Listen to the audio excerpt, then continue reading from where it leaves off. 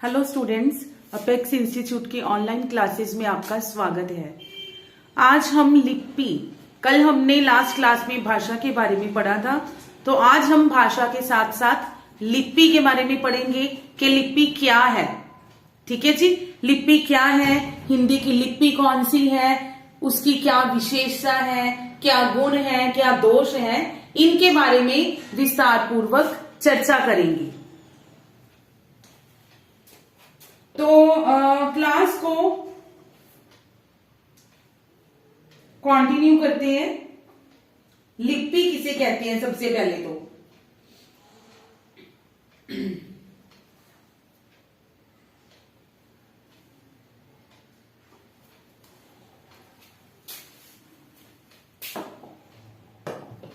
किसी भी भाषा को लिखने के लिए, ठीक है, किसी भी जब हम भाषा को लिखते हैं तो किस माध्यम से लिखते हैं? ध्वनि संकेतों के माध्यम से। हमारे मुख से निकलने वाली जो ध्वनि है, ध्वनि के संकेतों के माध्यम से जब हम भाषा को लिखते हैं तो उसको क्या कहा जाता है? लिपि। उन ध्वनि संकेतों को, ठीक है जी, लिखित ध्वनि संकेतों को लिपि कहा जाता है। या फिर भाषा को लिखने के लिए जिन ध्वनि संकेतों का, जिन चिन्हों का प्रयोग किया जाता है, उन्हें लिपि कहा जाता है।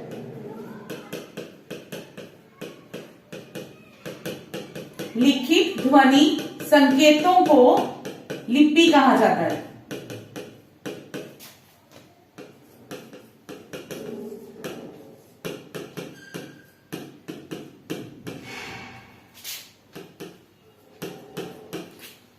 भाषा को लिखने के लिए जो लिपि है वो आवश्यक होती है।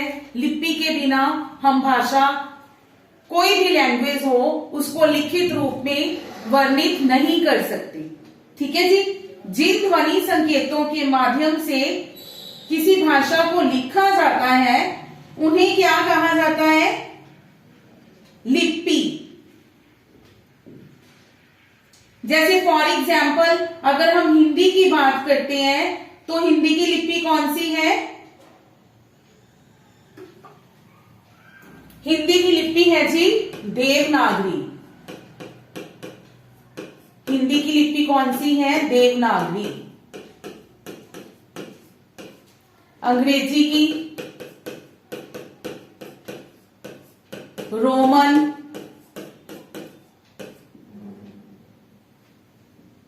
अंग्रेजी की रोमन, पंजाबी की गुरमुखी। फॉर एग्जाम्पल दो चार करते हैं। पंजाबी की गुरमुखी लिपि है और उर्दू की कौन सी है? फारसी। उर्दू की लिपि कौन सी है? फारसी। अब अगर हम हिंदी लिपि की, हिंदी के बारे में बात कर रहे हैं, देवनागरी लिपि की बात कर रहे हैं, सबसे पहले तो अगर हम प्राचीन शिलालेख देखें या फिर सिक्के देखें, प्राचीन शिलालेख जो पुरातन समय के शिलालेख हैं, या फिर सिक्के हैं, उनमें हमें दो प्रकार की लिपि का वर्णन मिलता है। कौन कौन सी? एक तो ब्राह्मी लिपि और दूसरी है खरोष्ठी लिपि। ब्राह्मी लिपि और दूसरी खरोष्ठी लिपि।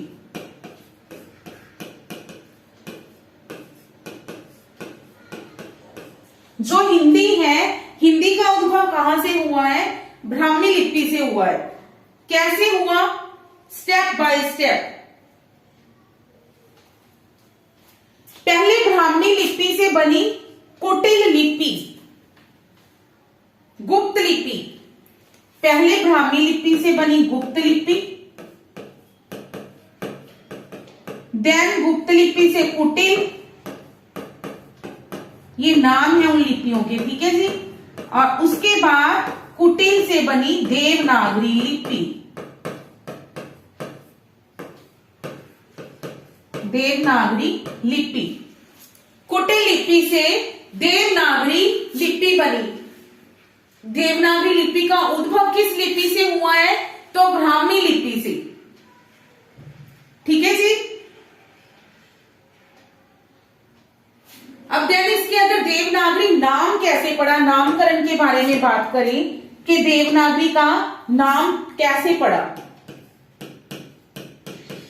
तो उसके बारे में अलग अलग विद्वानों में अलग अलग मत पाए जाते हैं, उनके मतों में भी भेद है। अब तक हमने जितने भी नामकरण पढ़े, कोई भी हो, चाहे वो लिटरेचर में हो, चाहे वो ग्रामर में, विद्वानों में मतभेद पाए जाते हैं। तो इसके बारे में जो अलग अलग मत हैं उनमें क्या है,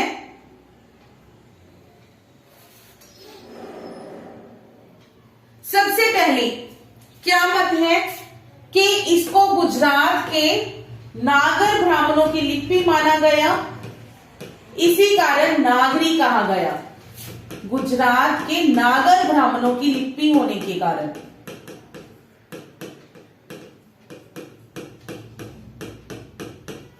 नागर ब्राह्मणों की लिपि थी, इसीलिए इसका नाम क्या पड़ा? नागरी लिपि।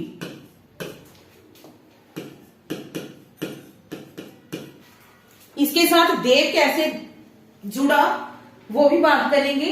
पहले तो गुजरात के नागर ब्राह्मणों की लिपि होने के कारण, फिर नगर की लिपि होने के कारण, सेकंड मत है नगर, एक जगह का नाम था, नगर की लिपि होने के कारण इसे नागरी लिपि कहा गया।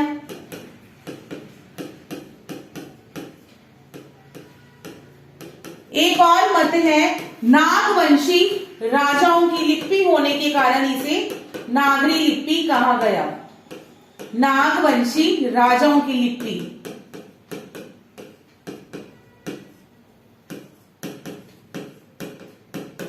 इसे नागरी लिपि कहा गया।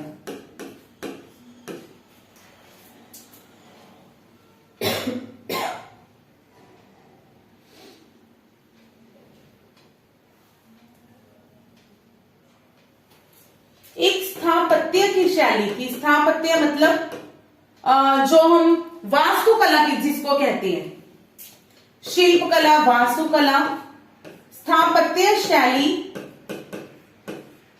का नाम क्या था? नागर शैली।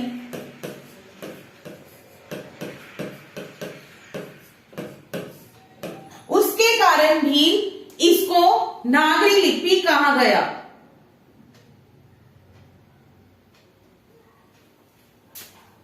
इसमें क्या होती थी, जो नागर शैली थी, चतुर्भुजी आकार की आकृतियां होती थी।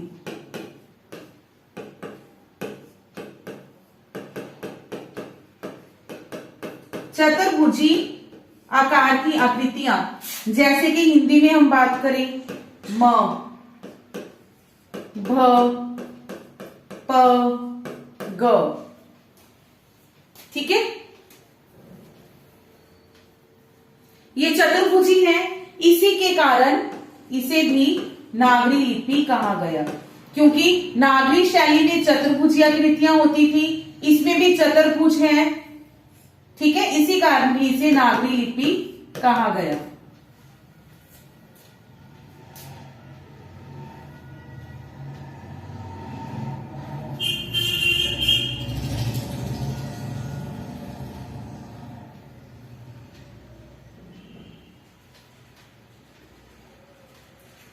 लेकिन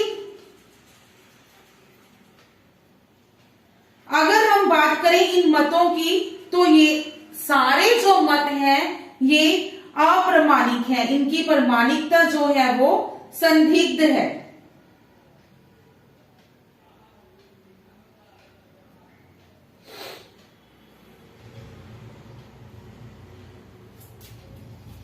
इनकी जो प्रामाणिकता है वो संदिग्ध है। मेन क्या हुआ है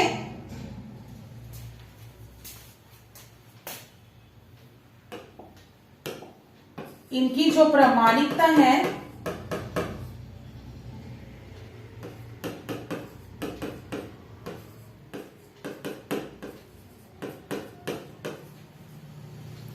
मेन क्या है कि जो देवनागरी लिपि है उसका जन्म ब्राह्मी लिपि से हुआ। ठीक है, ब्राह्मी लिपि से ही हुआ। जो ब्राह्मी लिपि की उत्तरी शाखा थी, उत्तरी शाखा को कहा जाता था नागरी। ठीक है, ब्राह्मी लिपि की उत्तरी शाखा को नागरी कहा जाता था। जो नागरी थी बाद में देव भाषा, कौन सी है देव भाषा हमारी? संस्कृत, जो वेदों की भाषा है। देव भाषा संस्कृत से जुड़ गई। जब ये नागरी देव भाषा संस्कृत से जुड़ गई तो नागरी के साथ देव नाम जुड़ गया। देन क्या बना? देवनागरी। ठीक है, फिर बना देवनागरी।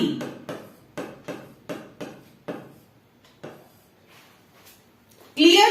देवनागरी लिपि का जन्म ब्राह्मी लिपि से हुआ। जो ब्राह्मी लिपि थी, जो ब्राह्मी लिपि है उसकी उत्तरी शाखा का नाम था नागरी, जो कि देव भाषा संस्कृत से जुड़ गई। उसके बाद नागरी के साथ देव जुड़ गया तो क्या बना? देवनागरी।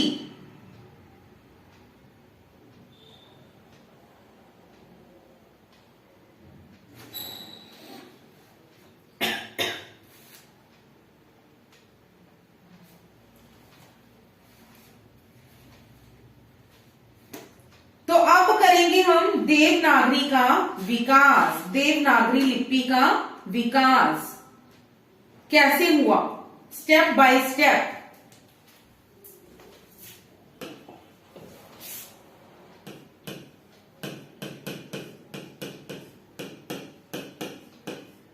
देवनागरी लिपि का विकास।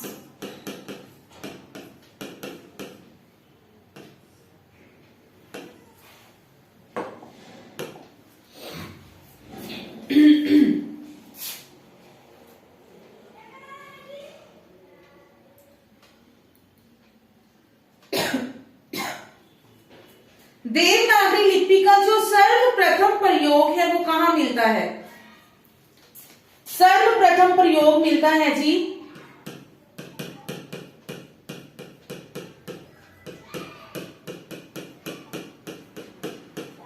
गुजरात के नरेश थे जय भट्ट, उनके शिलालेख में।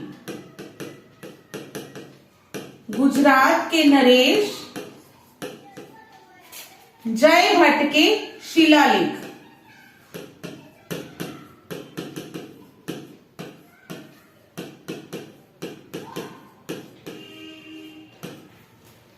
उसके बाद 8वीं शताब्दी में राष्ट्रकुल के जो नरेश थे,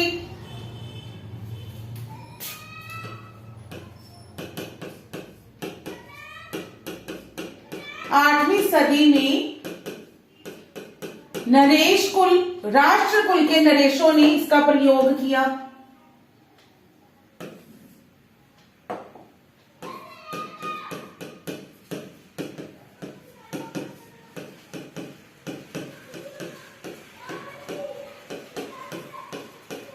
और उसके बाद 8वीं के बाद 9वीं शताब्दी में बड़ौदा के ध्रुवराज जो थे,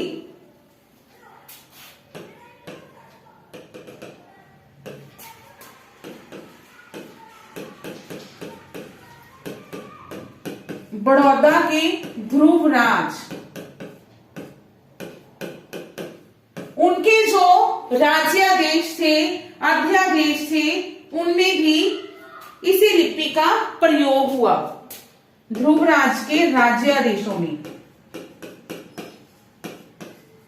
देवनागरी लिपि का प्रयोग किया गया।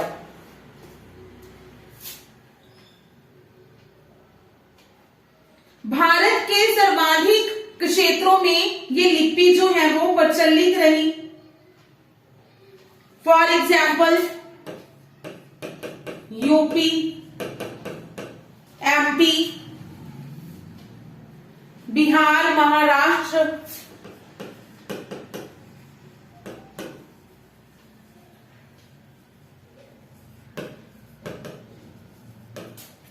गुजरात, राजस्थान। इन स्टेट से जो हमें शिलालेख मिले,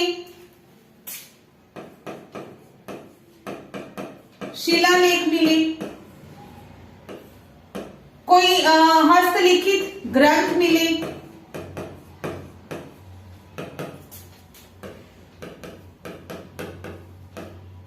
ताम्रपत्र मिले,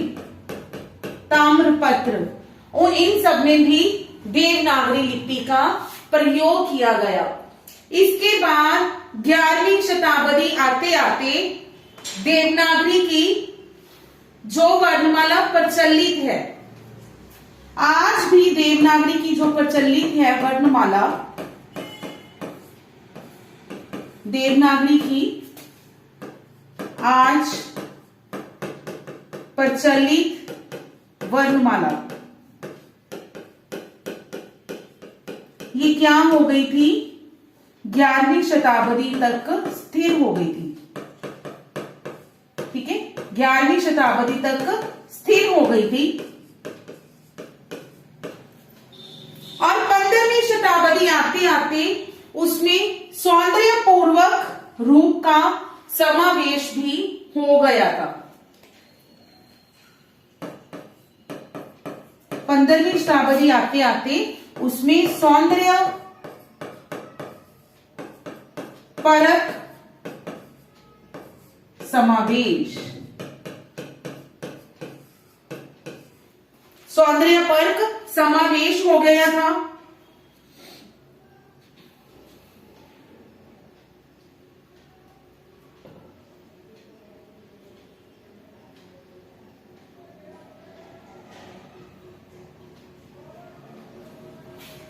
इसके साथ साथ इस वर्णमाला को हम लोग आज भी एज इट प्रयोग करते हैं। ठीक है, 11वीं शताब्दी से चलती आ रही ये जो लिपि है, आज भी इसका प्रयोग किया जाता है।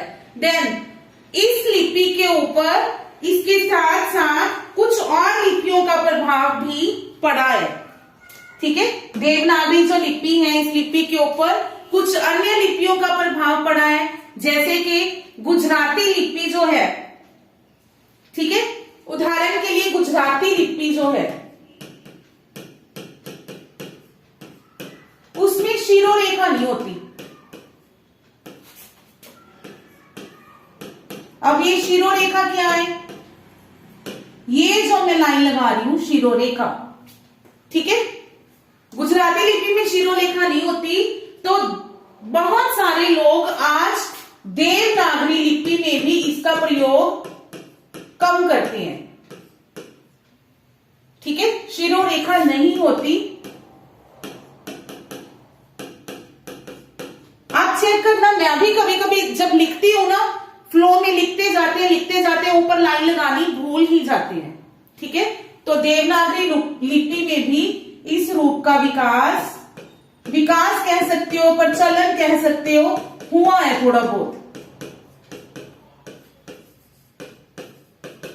ठीक है, फिर जो है रोमन लिपि के विराम चिन्ह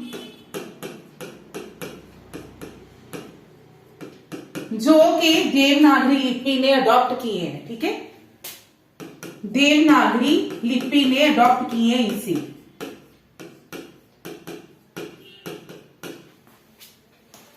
रोमन लिपि में थे जो कि देवनागरी लिपि ने भी ग्रहण कर लिए।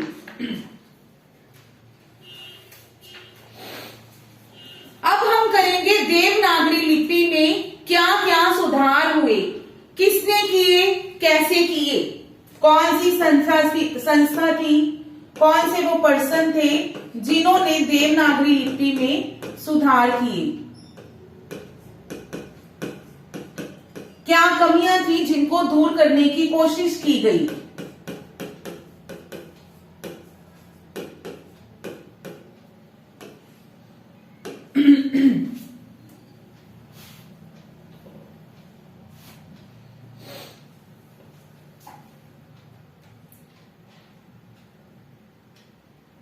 सबसे पहले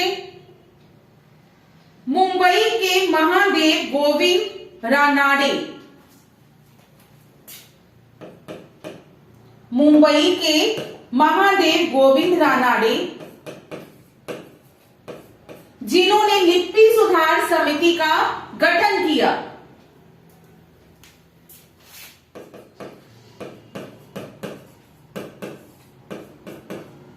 महादेव गोविंद रानाडे, जिन्होंने लिपि सुधार समिति का गठन किया।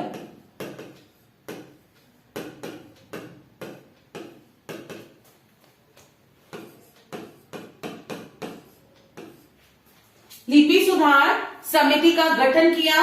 इनके बाद गोविंद रानाडे जी के बाद महाराष्ट्र साहित्य परिषद,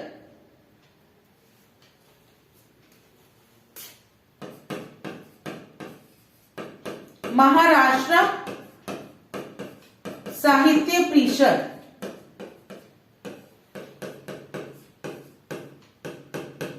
पुणे, इन्होंने एक योजना तैयार की।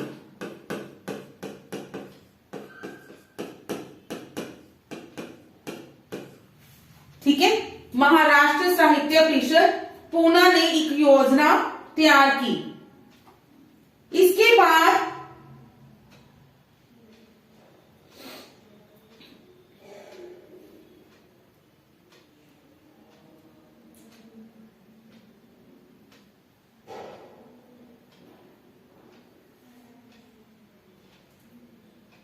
उन्नीस सौ 4 में क्या हुआ?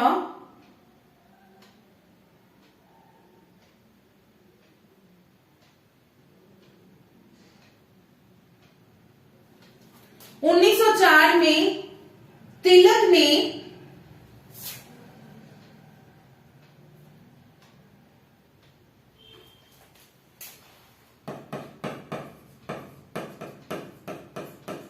इनकी एक पत्रिका थी केसरी, केसरी पत्र में देवनागरी के सुधार की चर्चा की तिलक ने।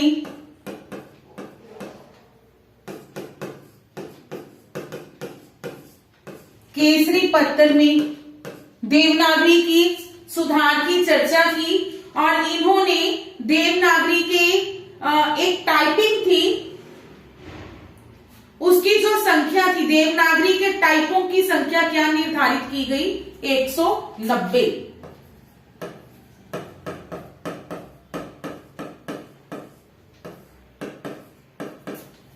टाइपों की संख्या 190, जिसको कि तिलक फॉन्ट के नाम से जाना जाता है।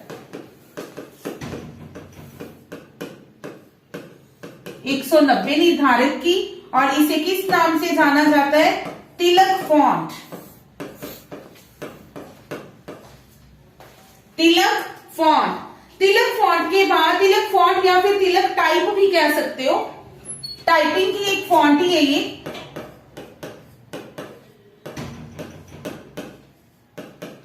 तिलक टाइप।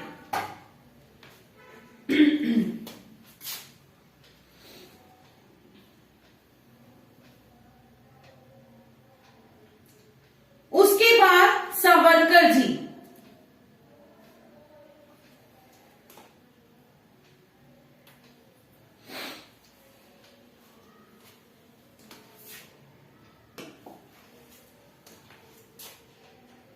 सावरकर जी, महात्मा गांधी, विनोबा भावे,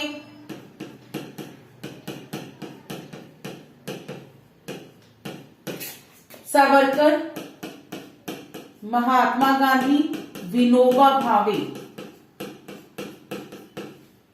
और काका कलेलकर।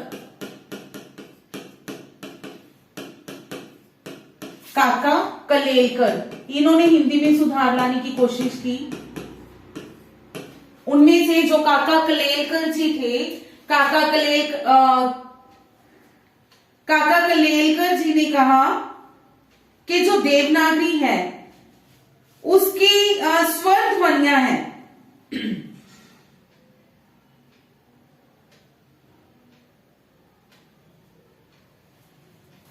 उन्होंने क्या कहा कि अ के साथ स्वर ध्वनि को ऐड कर दिया जाए, अ के साथ स्वर ध्वनि को जोड़ा जाए, जिससे कि वर्णों की संख्या कम होगी। फॉर एग्जाम्पल अगर हमने लिखना है उसके, ठीक है, तो उसके को इन्होंने क्या कहा कि अ के साथ छोटे ऊ की मात्रा लगा के उसके ऐसे लिखा जाए।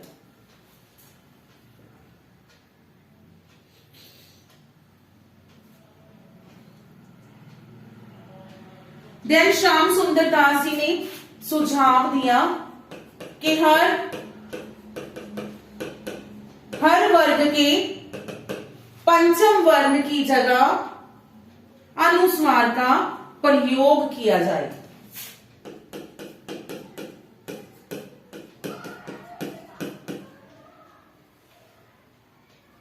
पंचम वर्ण,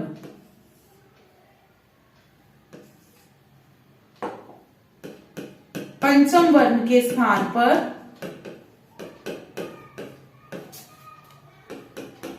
अनुस्वार का प्रयोग।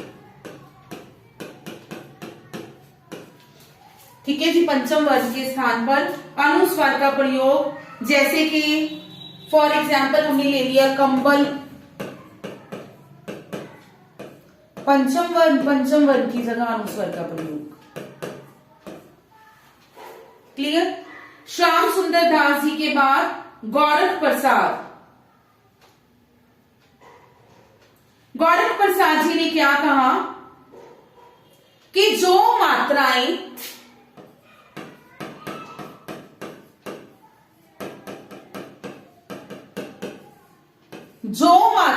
ऊपर नीचे आगे पीछे दाएं बाएं कहीं भी लगती हैं वो सब व्यंजन के दाहिनी ओर लगानी चाहिए।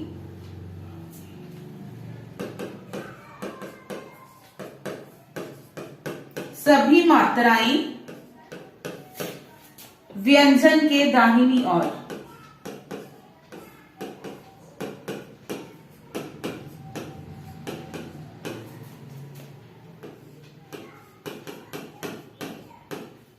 फॉर एग्जाम्पल जैसे कुल, तो इसको कैसे लिखेंगे? कुल, क की राइट साइड पे मात्रा हमने डाल दी।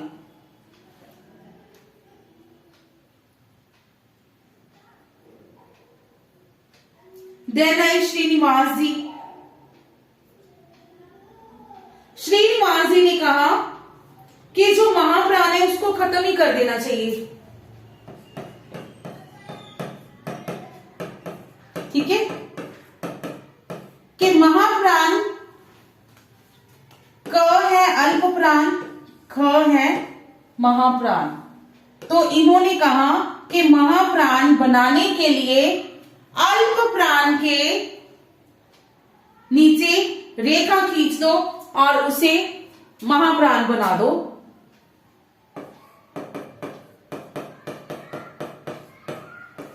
अल्प प्राण के नीचे रेखा खींचकर उसे क्या बनाया जाए? महाप्राण।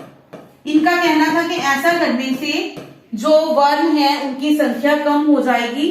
तो क्या बन जाएगा? मान लो हमने ख बनाना है तो क के नीचे ऐसे लाइन खींच दो तो ये क्या बन जाएगा? महाप्राण।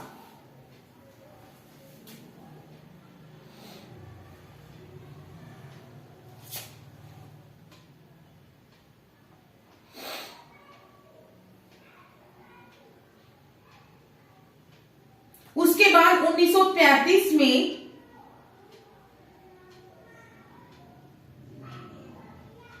लिपि सुधार समिति का गठन किया गया। सबसे पहले तो क्या हुआ, 1935 में महात्मा गांधी जी की अध्यक्षता में हिंदी साहित्य सम्मेलन का आयोजन किया गया। 1935 में हिंदी साहित्य सम्मेलन,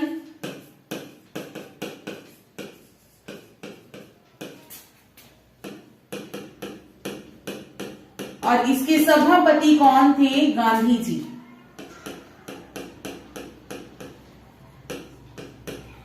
इसके सभापति कौन थे? गांधी जी। साहित्य सम्मेलन के बाद इसी साहित्य सम्मेलन में लिपि सुधार समिति का गठन किया गया। लिपि सुधार समिति का गठन किया गया और इस समिति ने आगे जो सुझाव दिए, कब दिए? 5 अक्टूबर 1941 को।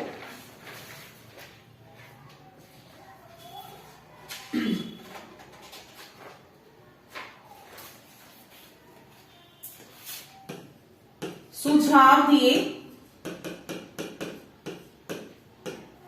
5 अक्टूबर 1941। कौन कौन से सुझाव दिए, उन सुझावों की चर्चा करेंगे। इनका कहना था कि जो मात्राएं हैं, अनुस्वार है, रेफ है, उसको ऊपर नीचे ना रखकर उच्चारण कर्म में रखा जाना चाहिए।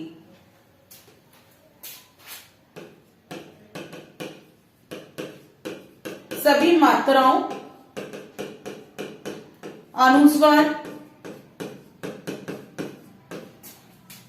कॉमा, रेफ को ऊपर नीचे ना रखकर किसके अनुसार रखना चाहिए? रेफ, उच्चारण के अनुसार।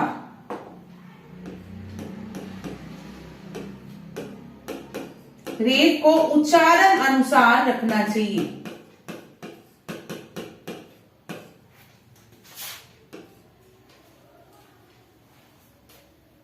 जैसे यही वर्ड ले लेते हैं, सुझाव, स उ झ आ व, ऐसे बनेगा।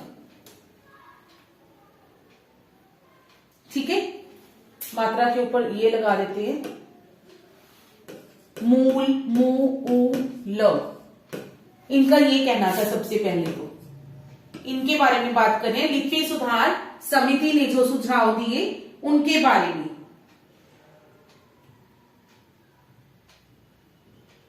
देन इन्होंने कहा था कि जो ह्रस्व ई है,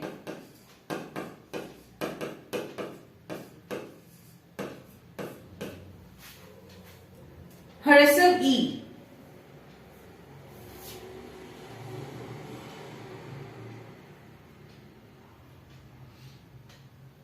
इस मात्रा को व्यंजन के आगे लगाया जाए। इसको भी व्यंजन के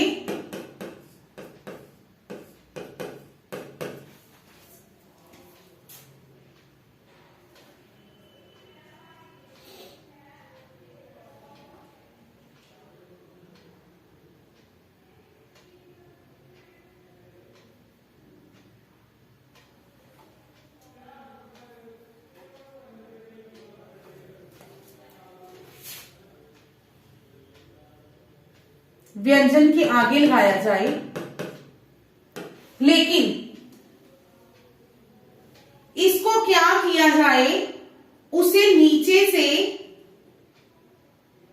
बाईं ओर मोड़ दिया जाए। ठीक है, नीचे से थोड़ा बाईं ओर, बाईं ओर मोड़ दिया जाए।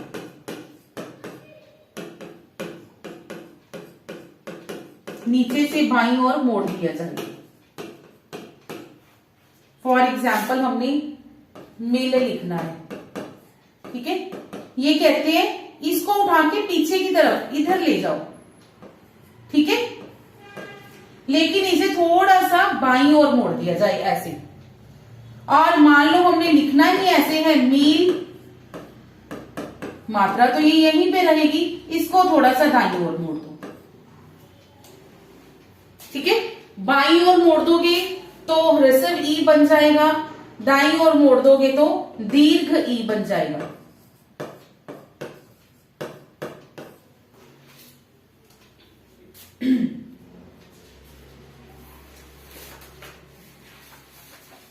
उसके बाद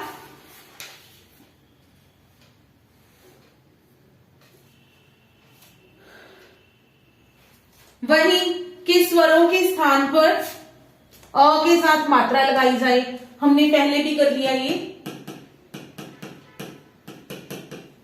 स्वर के स्थान पर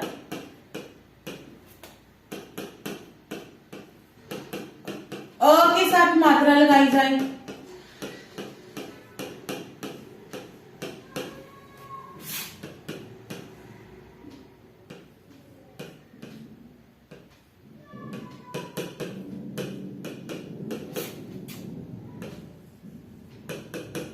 ख का प्रयोग, पहले ये ऐसे था, इसकी जगह ख ऐसे बन गया, जोड़ दिया नीचे से। देन पूर्ण विराम के लिए,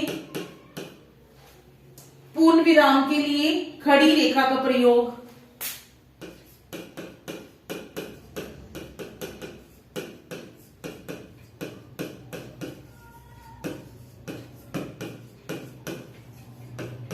पूर्ण विराम के लिए खड़ी रेखा का प्रयोग।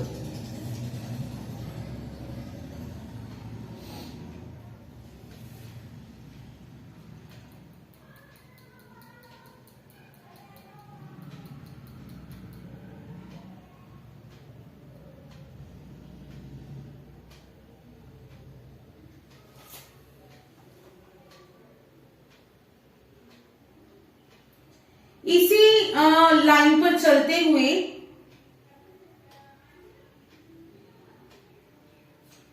जो अ की 12 खड़ी थी, श्रीनिवास ने दी थी अ की 12 खड़ी,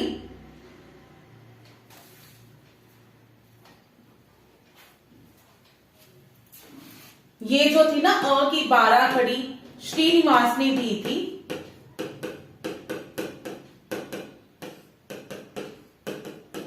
कि अ के साथ मात्रा लगा दी जाए। इसका जो सुझाव था उसको अस्वीकार कर दिया गया था 1945 में।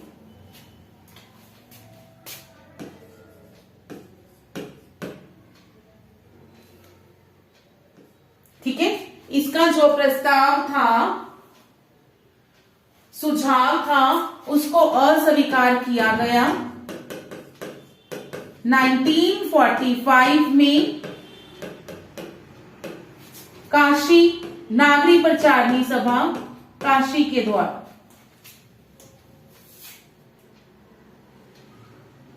हाँ जी, नागरी प्रचारणी सभा काशी के द्वारा इसे अस्वीकार किया गया।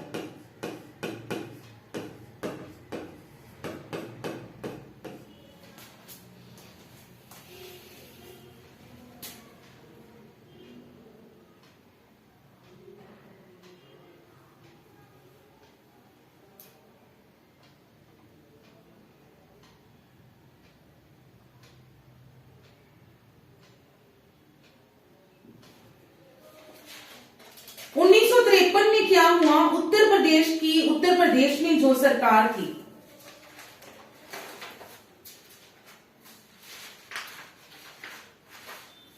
उन्नीस में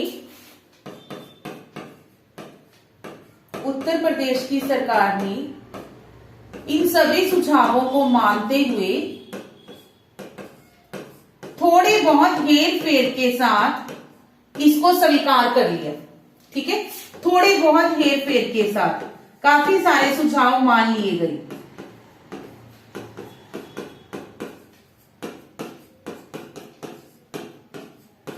हेर फेर के साथ कुछ कुछ चेंजेस करके उन्होंने कह दिया कि जो ह्रस्व ई है, छोटी ई है, उसकी जो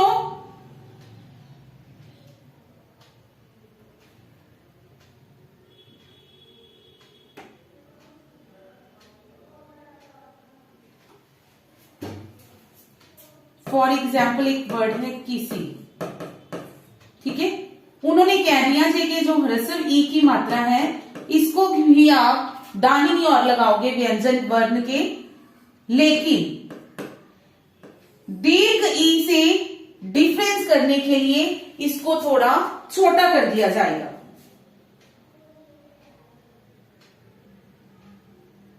हाँ, उसको थोड़ा सा छोटा कर दिया जाएगा।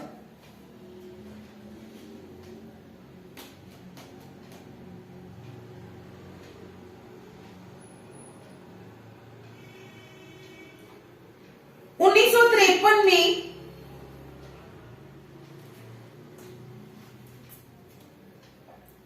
1953 में ही डॉक्टर राधा कृष्णन, इसके साथ ही राधा कृष्णन की अध्यक्षता में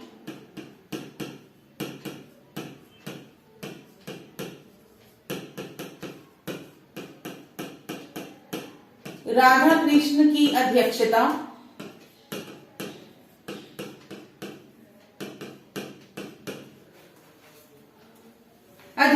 में एक उच्च स्तरीय समिति का गठन किया गया। उन्होंने इसके ऊपर विचार विमर्श किया।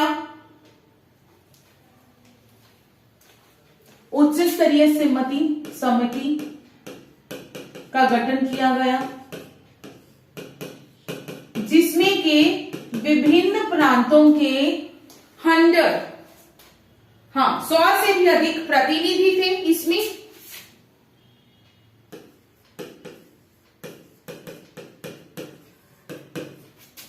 100 से भी अधिक प्रतिनिधि और 12 राज्यों के मुख्यमंत्री, उन्होंने इस समिति में भाग लिया। और भाग लेने के बाद कुछ इन्होंने सुझाव दिए। इनका क्या सुझाव था? एक तो कि जो ख ध भ श, ख ध भ श, इनका मानना था कि इसको भुंडीदार ही रखा जाए, भुंडीदार रखा जाए। देन कश, इसका प्रयोग भी देवनागरी लिपि में जारी रहेगा। ठीक है जी, इसका प्रयोग भी देवनागरी लिपि में जारी रहेगा।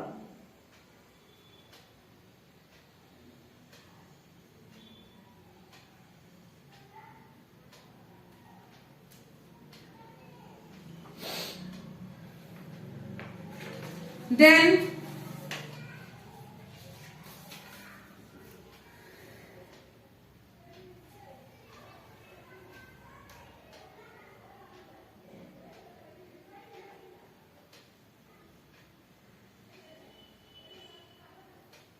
शिक्षा मंत्रालय जो है उन्होंने देवनागरी लिपि के संबंधी कुछ प्रकाशन किए हैं।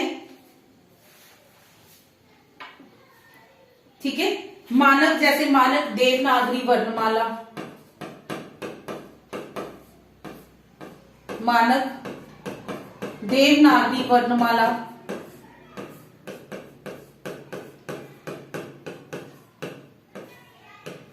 जो मान्य है, ये है जी 1966।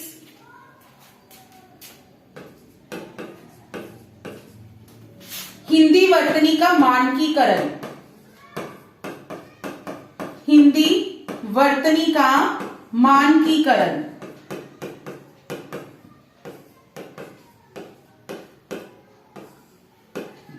1967। नेक्स्ट है जी देवनागरी लिपि तथा हिंदी वर्तनी का मानकीकरण।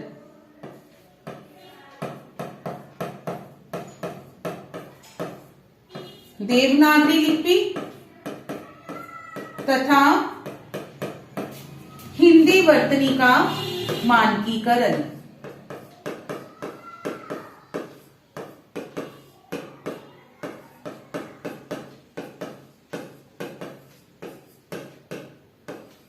(1983) जो मानक रूप है उसके बारे में इनमें बताया गया है। ठीक है जी।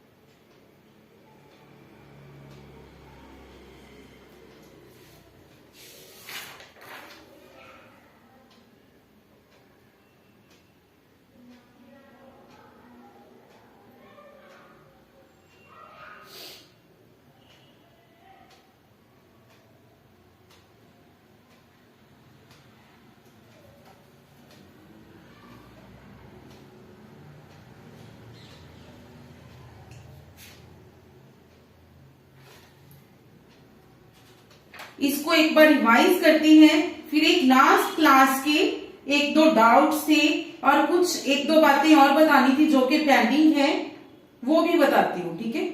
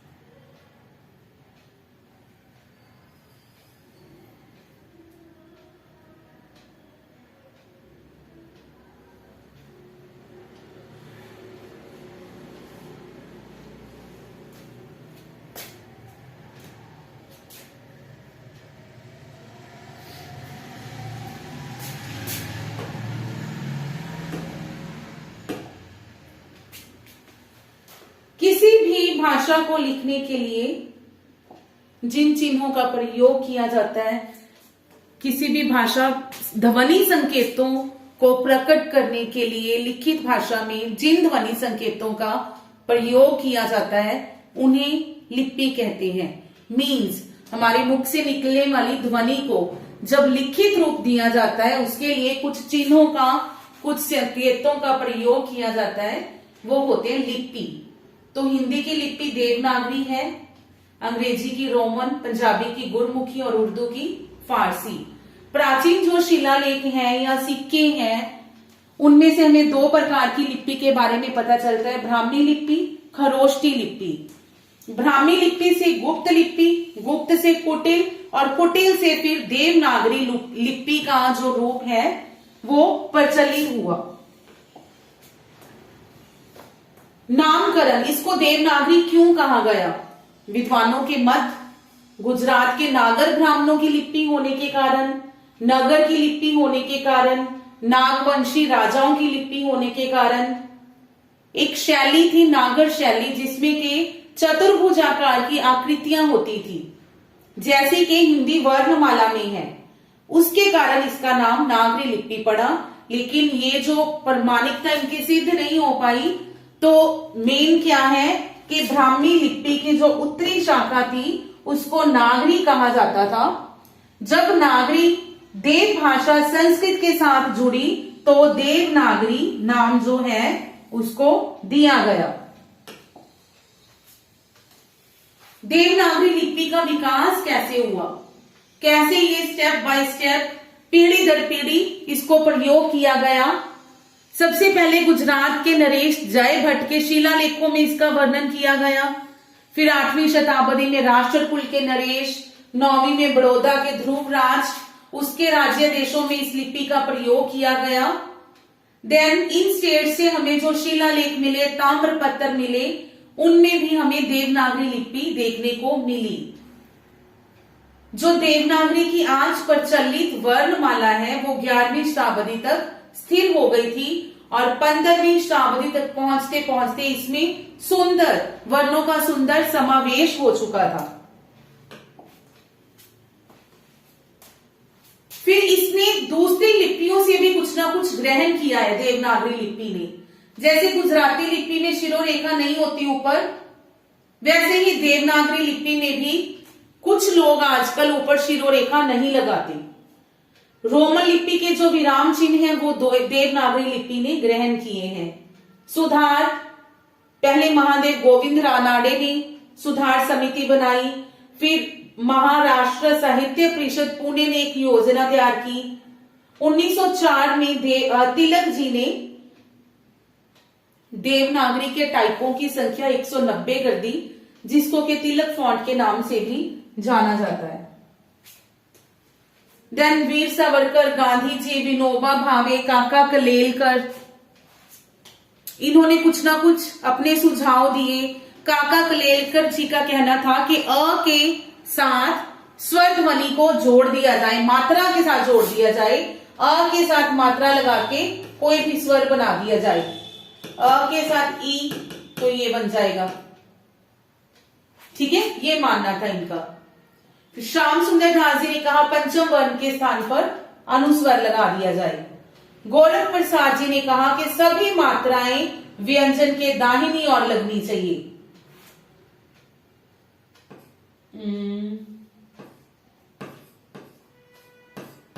उनका कहना था कि ये भी दाहिनी ओर आएगी, ठीक है। श्रीनिवास जी ने कहा कि अल्प प्राण के नीचे, क्यों ना अल्प प्राण के नीचे रेखा खींचकर उसको महाप्राण बना दिया जाए, जिससे कि वर्णों की संख्या कम होगी।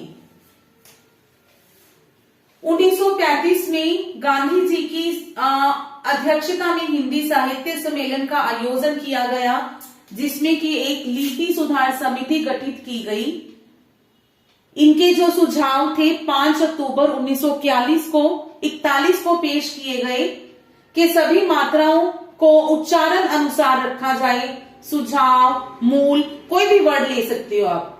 ह्रस्व ई को भी व्यंजन के आगे, मतलब दाहिनी तरफ, ये बाईं ओर है, बाईं की जगह दाहिनी ओर लगाया जाए, लेकिन इस तरफ मोड़ दिया जाए। लगाना दाहिनी ओर है, मोड़ना बाईं ओर है, और दीर्घ तो वहीं पे रहेगी, उसको दाईं ओर मोड़ दिया जाए। देन स्वर के स्थान पर अ के साथ कोई भी मात्रा जो है, अ को ऊ की मात्रा लगा दी, अ को ई की लगा दी, ए की लगा दी। ये ख, इसके जगह पर ये वाले ख का प्रयोग किया जाए, ठीक है। पूर्ण विराम के लिए खड़ी रेखा जो हम लगाते हैं ऐसे।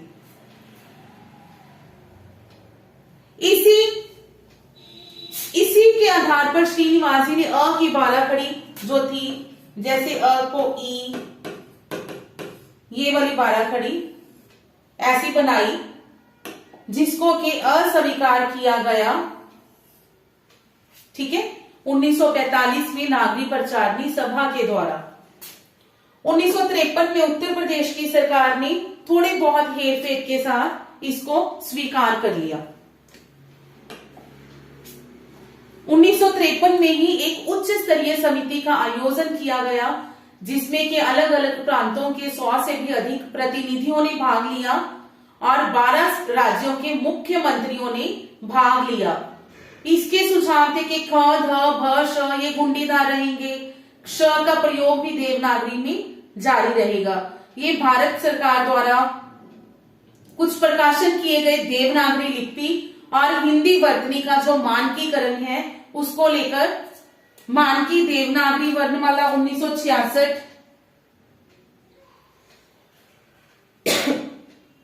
हिंदी वर्तनी का मानकीकरण 1967, देवनागरी लिपि तथा हिंदी वर्तनी का मानकीकरण 1983।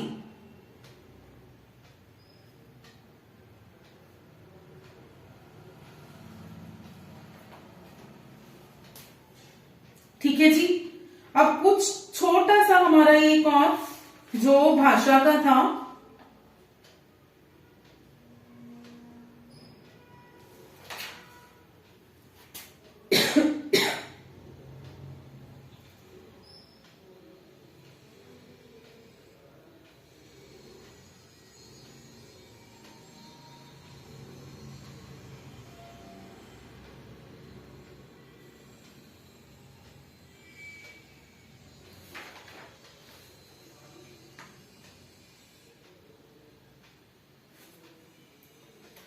एक तो था कि राजभाषा हिंदी। ऐसे कितने राज्य हैं जिनकी राजकीय भाषा हिंदी है? ठीक है, राजकीय भाषा हिंदी।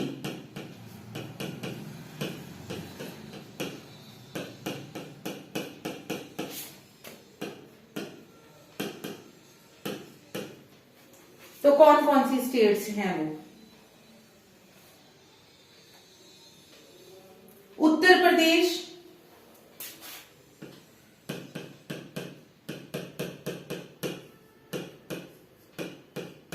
बिहार,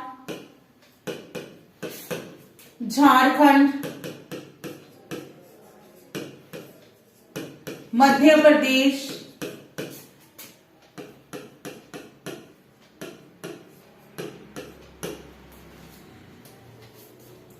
मध्य प्रदेश, उत्तरांचल, हिमाचल प्रदेश,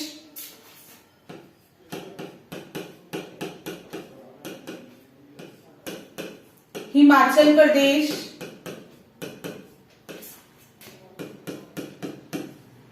छत्तीसगढ़,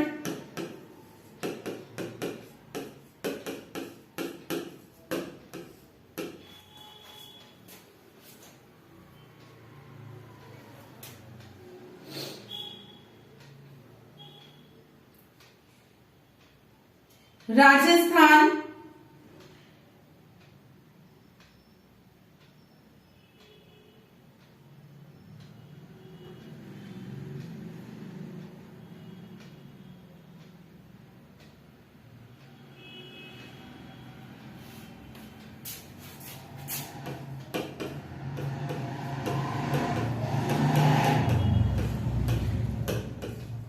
हरियाणा,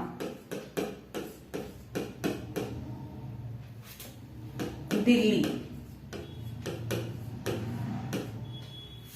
ठीक है जी, दिल्ली। दिल्ली जो है नेशनल कैपिटल टेरिटरी है, और एक जो हमारी यूटी चंडीगढ़ है उसमें भी।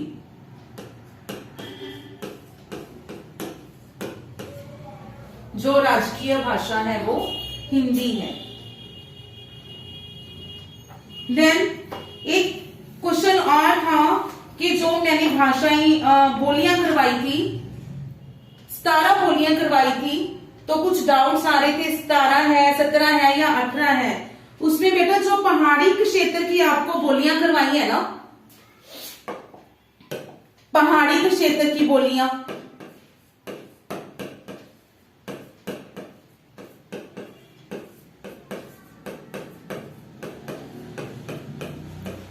उसमें जो मध्यवर्ती है,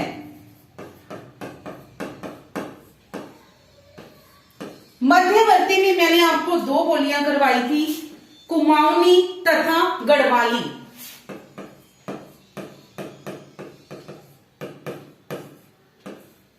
कुमाऊनी तथा गढ़वाली।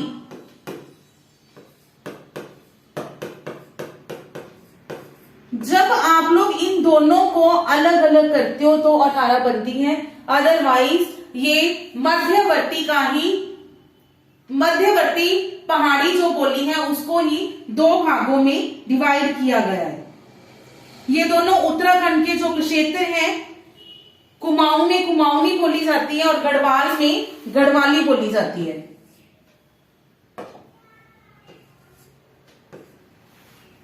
क्लियर?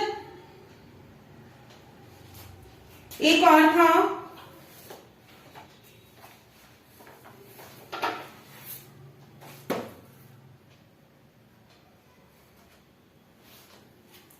कि जो बोली है, मैंने बताया था कि बोली का प्रयोग सिर्फ बोलने के लिए किया जाता है, ठीक है। लेकिन जो भाषा है उसका बोलने, लिखने, पढ़ने के लिए किया जाता है। ये यहाँ पे हम लोग भाषा के कौशलों की बात नहीं कर रहे। कौशल तो सबको पता है 4 ही है, बोलना, सुनना, पढ़ना, लिखना। यहाँ पे हम लोग सिर्फ भाषा के बारे में बात कर रहे थे कि जो बोली है उसको अनपढ़ पर्सन भी उसको बोल सकता है, लेकिन जो भाषा है उसका मेन प्रयोग लिखने और पढ़ने के लिए किया जाता है, ठीक है। आप इसमें सुनना, भाषा में सुनना भी आएगा। कौशल इसके 4 ही हैं, ठीक है, लेकिन भाषा इन तीनों विधाओं में प्रयोग की जाती है, जबकि बोली है सिर्फ बोलने के लिए प्रयोग की जाती है, ठीक है जी। सुनना, बोलना, सुनना, लिखना, पढ़ना। बोलना सिक्के के 2 पहलू हैं। अगर कोई बोलेगा, क्यों बोलेगा? अगर कोई सुन रहा है तो ही बोलेगा। कौशल भाषा के 4 ही हैं, बोलना, लिखना, सुनना, पढ़ना। क्लियर जी? तो आज की क्लास हम अपनी यहीं पे करते हैं समाप्त। नेक्स्ट क्लास में देवनागरी लिपि की विशेषताएं, उसके गुण, उसके दोष, इनके बारे में चर्चा करेंगे। Thank you.